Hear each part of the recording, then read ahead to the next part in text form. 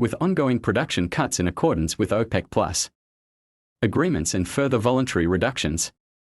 Iraq's average exports of crude oil and derivatives fell by 110,000 barrels per day in the first quarter of 2025, a 3% decline compared to 2024. The most recent statistics from the Institute for Energy Research, IER, in Washington showed that Iraq's seaborne exports averaged 3.70 million barrels per day from January to March 2025, compared to 3.81 million barrels per day during the same period in 2024. Shafaq News reported. The drop comes after Iraq pledged to implement a production adjustment plan in July 2024 to balance earlier excess that had conflicted with both its voluntary reductions and the larger OPEC+ goals. Among the actions taken between November 2024 and February 2025 was a 90,000 barrels per day decrease.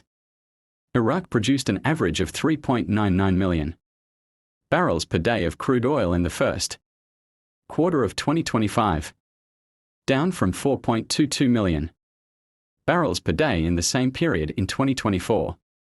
Iraq's average crude oil and petroleum derivatives exports during 2024 increased to 3.64 million barrels per day compared to 3.55 million barrels per day in 2023. Over 70% of Iraq's oil exports in the first quarter of 2025 were sent to Asian buyers, who continued to be the largest consumers of Iraqi oil.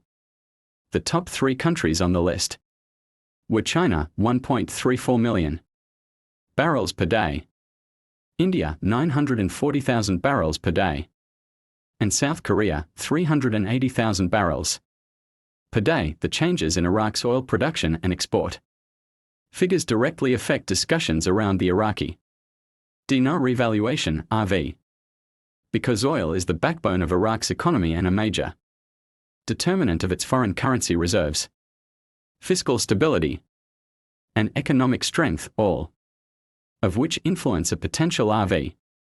Here's how the data you provided ties into the broader picture.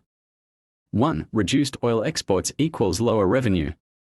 Iraq's average exports dropped by 110,000 barrels a day in Q1 2025, and production also declined.